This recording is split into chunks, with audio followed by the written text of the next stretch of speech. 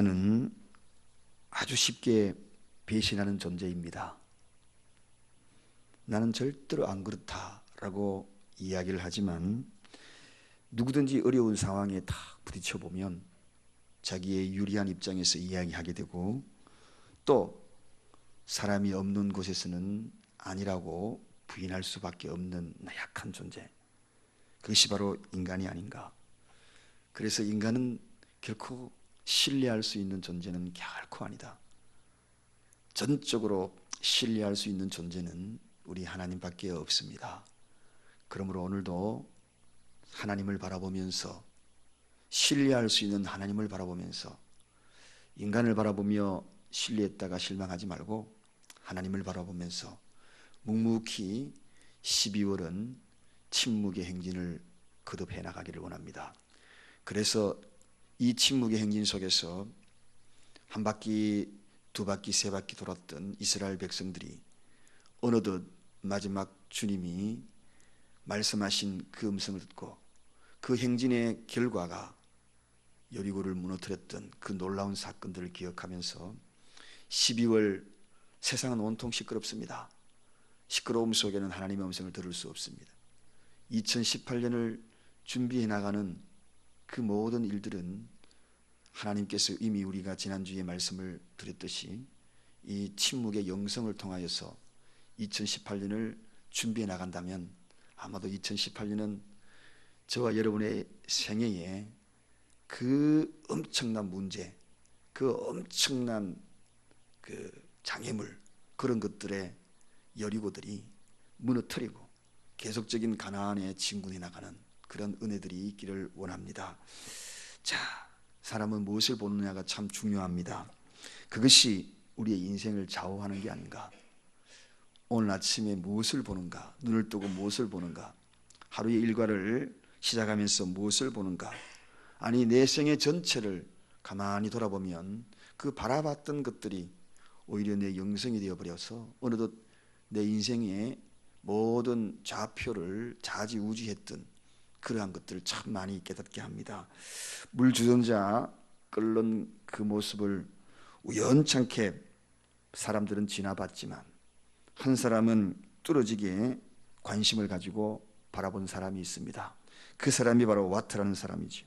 그 와트는 물주전자가 끓는 그 모습을 보면서 아주 무거운 짐들을 끌고 가는 그러한 전기기관차를 생각했던 겁니다.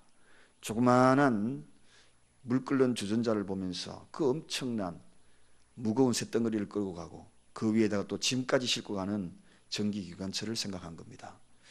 또 우연치 않게 번뜩이는 번개를 이렇게 스치고 지나간 사람들은 단지 그 빛만 바라보았지만 그 번개를 보고 무서워하는 사람들도 많았지만 프랭클린은 그 속에서 어둠을 밝히는 그러한 전구를 생각했던 것입니다.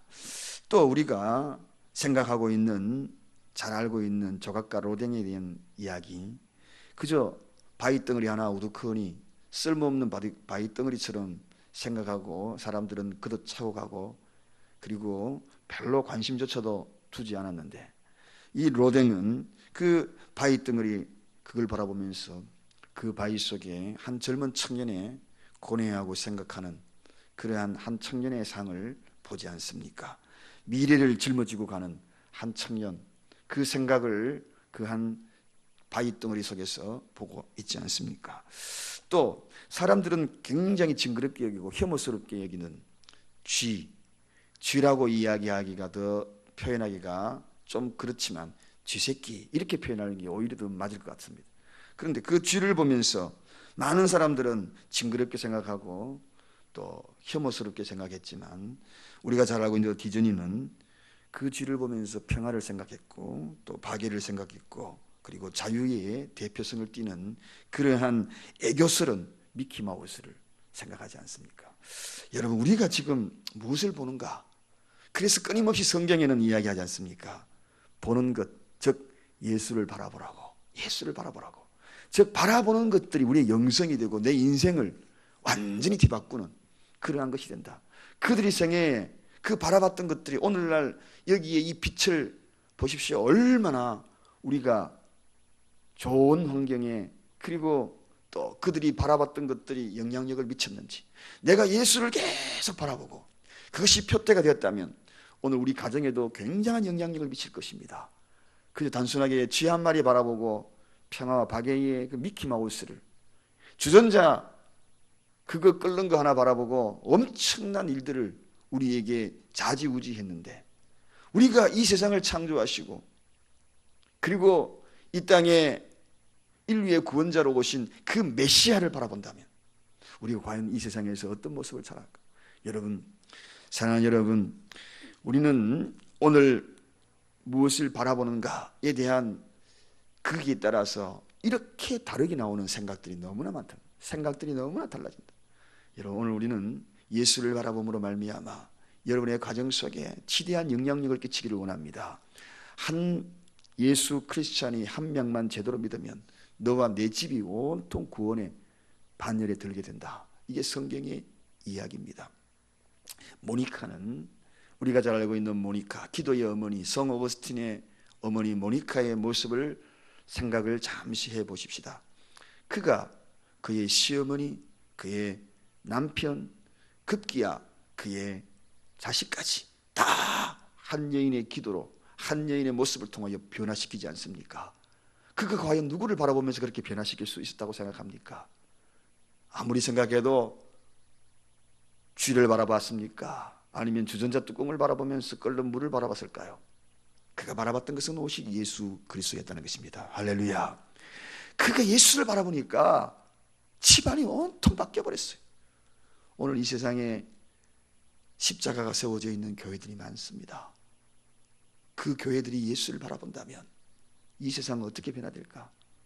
우리 교회가, 넓게도 보지 말고 우리 교회가, 우리 교회에 등록한 우리 모든 성도님, 오늘 아니 이 새벽에 오신 저와 여러분들만이라도 예수를 제대로 바라본다면 이 지역이 과연 어떻게 될까? 사랑하는 여러분, 오늘 본문에 예수님이 잡히시고 그리고 당해온 그 모욕의 마지막 장면입니다.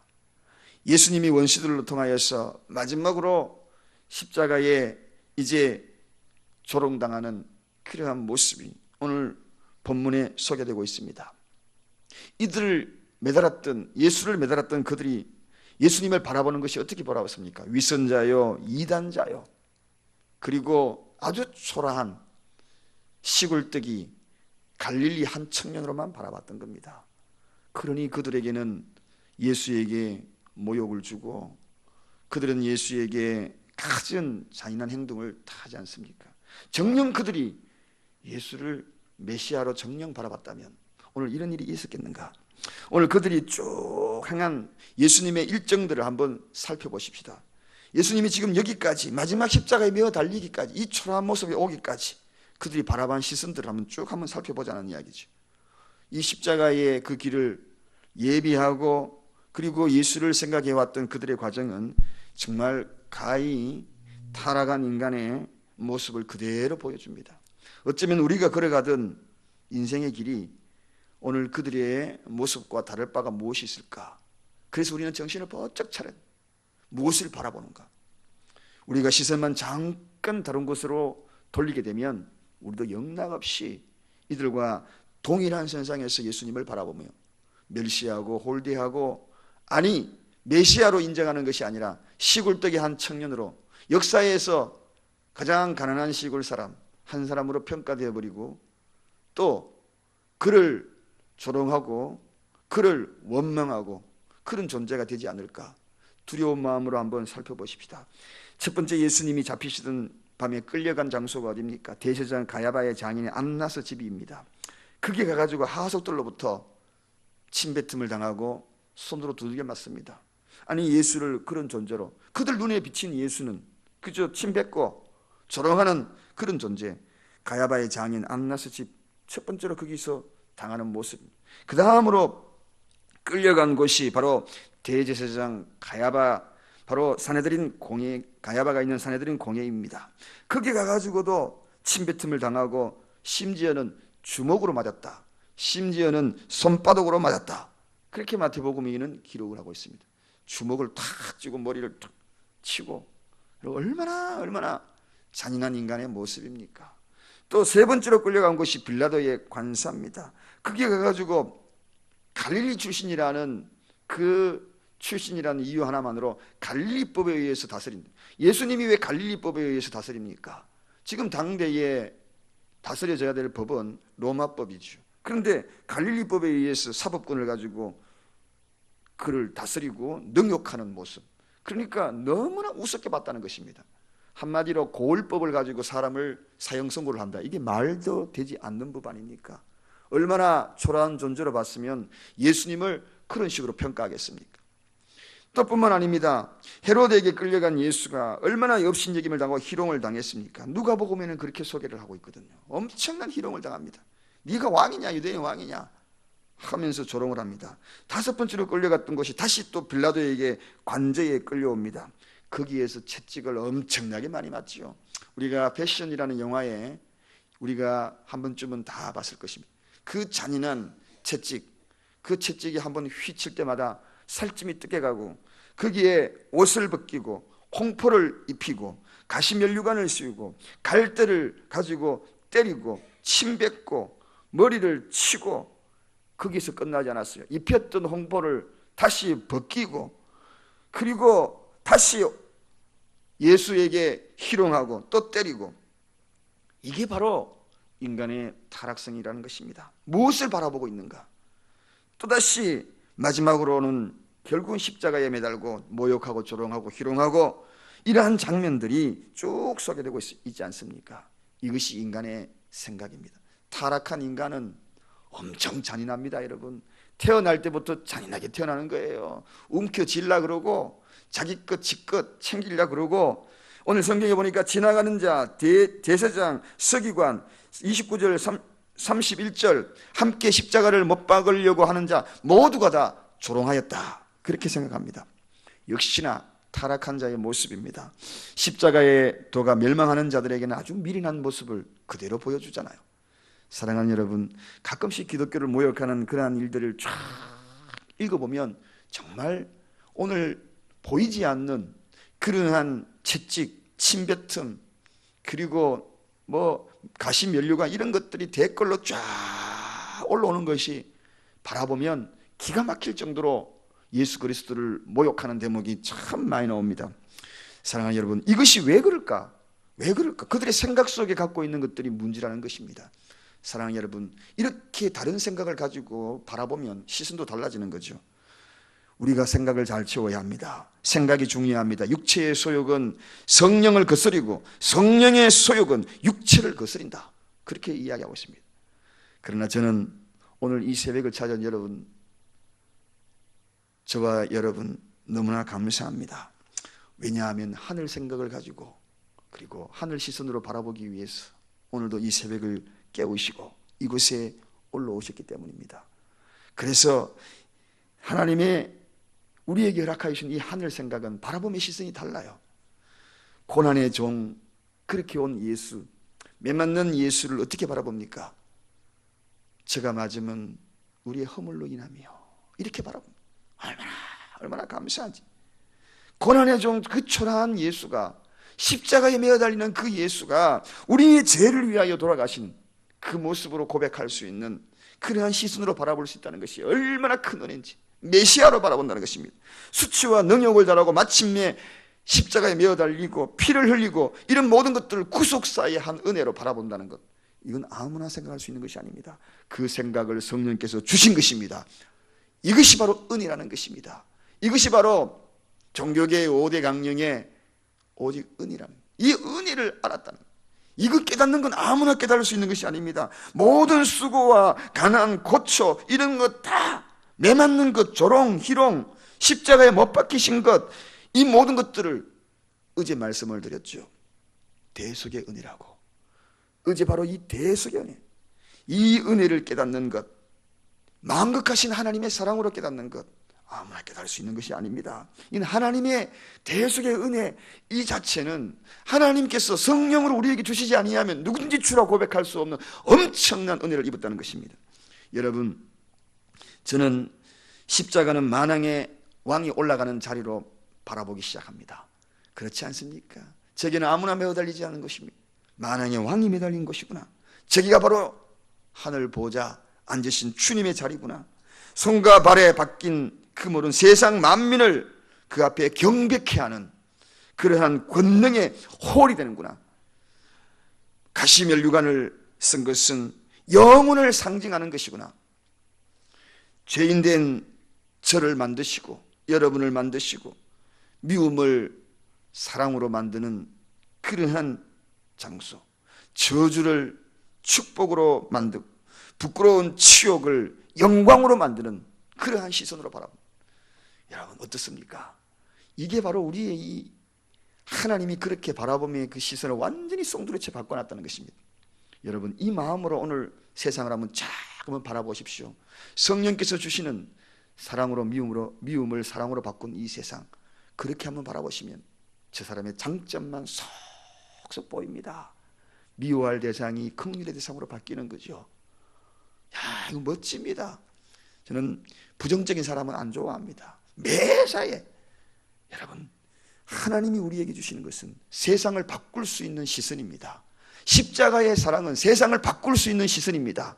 세상이 아무리 악하고 세상이 아무리 극박하게 돌아가고 좋지 못한 일들이 많이 일어나는 것을 바라보고 있지만, 그러나 저는 예수 사랑으로 한번 그 시선을 한번 바라보세요. 그 속에 또 하나의 사랑을 발견할 것입니다. 또 하나의 열매들이 있을 것입니다. 가끔씩 뉴스를 좀 좋은 소식들 좀 알렸으면 좋겠어요. 정말 세상에 아름답게 가슴 뭉클뭉클하는 그런 뉴스거리들이 좀 많이, 얼마나 숨겨진 뉴스거리들이 많은데 그런 일들을 알려주고 맨날 정말 범죄하고 모방된 그 타락성만 자꾸 공개하지만, 가급적이면 그런 것들은 좀 숨기고 그런 것들은 그저 세상에 이야기하지 말고, 여러분 모방 범죄가 얼마나 많은지 아십니까? 이 세상에. 나도 그렇게 하겠다. 영화를 보면 모방 범죄가 일어나고 세상의 타락한 모습을 보면서 그것을 꿈꾸면서 범죄를 계획하는 이들이 얼마나 많은지 아십니까? 그러나 사랑을 공개하고 행복을 공개하고 그런 뉴스들이 쫙 흘러간다면 모방 행복, 모방 사랑들이 일어나는 것이거든요. 바라보는 것, 이거 중요합니다. 오늘도 우리가 예수를 바라보십시다. 그 시선으로 집으로 딱 돌아가면 첫 번째 맞이하는 여러분의 가족들이 정말 예수 사랑으로 눈에 비치기 시작하면 그저 깨안아주고 싶을 겁니다. 그저 사랑하고 싶을 것입니다. 오늘 마주치는 사람들에게 그저 사랑을 전하고 싶을 거예요. 우리 교회에 출입할 때마다 하나님의 사람들을 만나는 것처럼 느낄 때 감격으로 만날 겁니다. 아이고 집사님 보고 싶어서 주님 만나는데, 누구든지 죽게 하듯 우리의 시선은 달라질 것입니다. 우리 사랑교회 이 새벽에 출입한 우리 모두 오늘 근본적으로 어떻게 다른 생각을 가지고 바라보는가? 이토록 달라도 다를 수 있을까?